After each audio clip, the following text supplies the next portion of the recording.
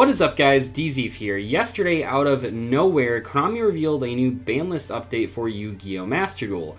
And like a lot of people, when I originally saw that announcement, I got very excited because this game is in dire need of a new ban list. I even made a video on that very day earlier that was talking about a number of cards I felt deserved to be banned in this game to make the overall format a bit healthier.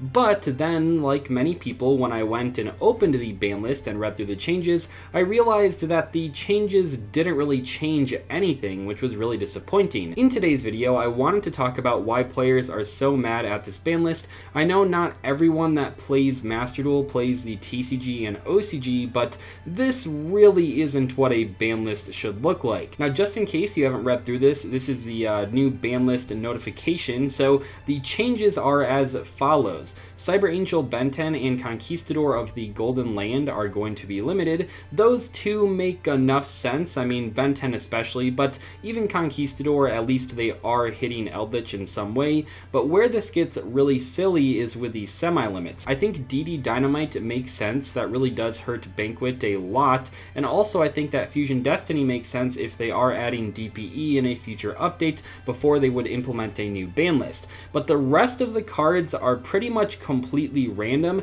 Not random in the fact that like they're not seeing play. These cards are seeing play, but semi-limiting a bunch of cards that are very searchable and or aren't the problematic cards in their archetypes just seems like a really weird decision. Technically speaking, 3 of these hits are for Adamancipator, one of the best combo decks in the game. Sekka's Light, Roxy's, and Analyzer are all played in Adamancipators, but none of those cards are like the big winning cards in that deck. They are certainly all good and they were played at 3 copies, but they weren't the cards that were like really unfair. Cards like Block Dragon, for example, probably should be banned in Master Duel, as I talked about in yesterday's video. But I think the real problem here, especially from the community's perspective, is that this ban list is somehow even worse than just not giving us a ban list at all. Because if you don't give us a ban list for a while, people can kind of speculate about what the changes should be and what changes could help the game out. But when you release a ban list this shitty,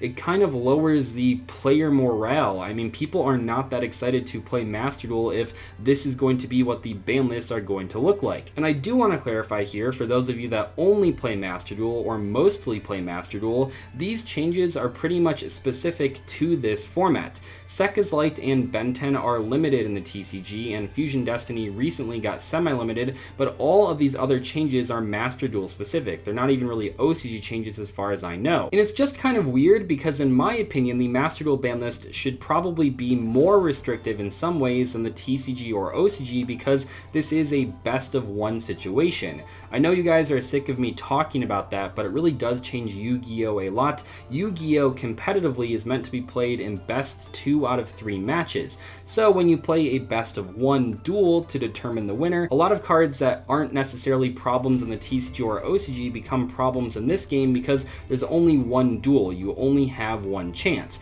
Now obviously losing on the ranked ladder is not the same as losing in a real tournament in the TCG or OCG, but it still is a situation where I think Konami should be a bit harsher on cards that are very unfun to play against. Now we're over on the Master Duel Meta website right now because it's a bit easier to see all of the cards, and I wanted to show you guys 2 different things. First off, please notice here that no ultra rare cards got hit at all. Now this might not be forever. I believe that in Duel Links, Konami didn't hit like those types of cards for a long time, but I think at this point they have actually hit a couple ultra rares and super rares and stuff like that.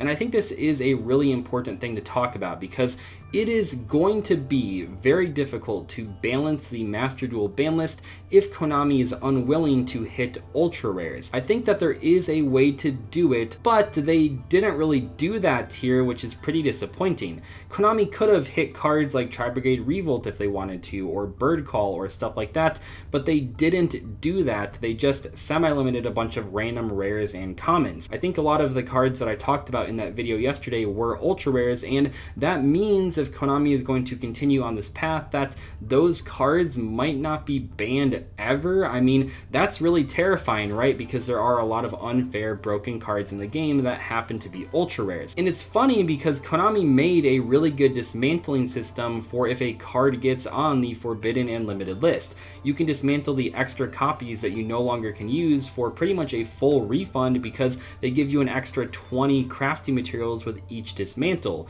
But they didn't hit any ultra rare cards, so the materials that you're getting off of getting rid of these cards aren't really that important. So in my opinion, because of this dismantling policy, they should be okay banning ultra rares. I think that's fine. You know, in Duel Links, maybe you could argue because you couldn't really get rid of cards and replace them easily, that sure, don't hit the really expensive cards because they don't have a good crafting system in that game. Yeah, you have the card trader, but that's not really that good. But in this game, we do have a good crafting system, so by all means hit some ultra rares. I think players would be happy about that. No one likes playing against cards like True King of All Calamities or Rongo and stuff like that. The other thing that I noticed though when I looked at this list a little bit longer was that it almost seems like the person that designed this list thought the same restrictions for the Duel Links ban list affected Master Duel's ban list as well. Now, for those of you that don't know, in Duel Links, how the semi-limits work is that you can only have a total of 2 copies of any of the semi-limited cards.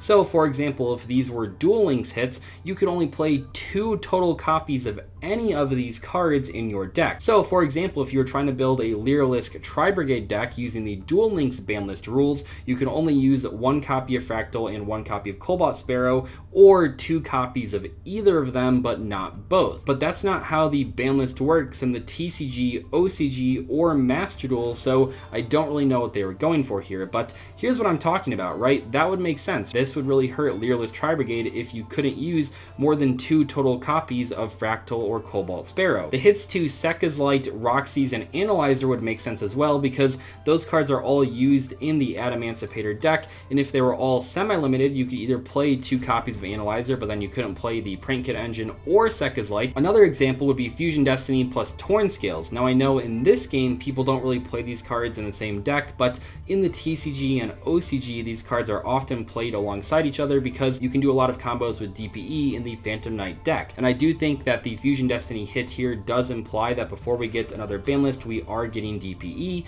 because Fusion Destiny is not really that good in Master Duel at the moment. It feels like someone designed this ban list that thought the Duel Links rules applied to Master Duel as well, and clearly that is not the case. It's really hard for me to justify any of these hits without putting them in that context, because even if they were only going off of, oh, we can't hit ultra rare cards, pretty much all of these cards could have been limited instead of semi-limited. And I do want to mention here that these are definitely not the correct hits just in general. I mean, Lao Lao, what the hell, that makes no sense. But theoretically, if Konami didn't want to hit any of the higher rarity cards and they really wanted to hit these cards, they probably should have just limited all of them instead of semi-limiting them, because most of these cards have searchers. I mean, Fractal doesn't really matter when it's at 2 copies versus 3 copies because you already have 3 copies of Tenki. Lao Lao is very searchable, the Cobalt Sparrow is very searchable, and Analyzer really makes no sense here because it's probably the weakest of the Adamancipator tuner monsters. Still a very good card, but it's like, why hit this one of all of them? It doesn't really make a lot of sense.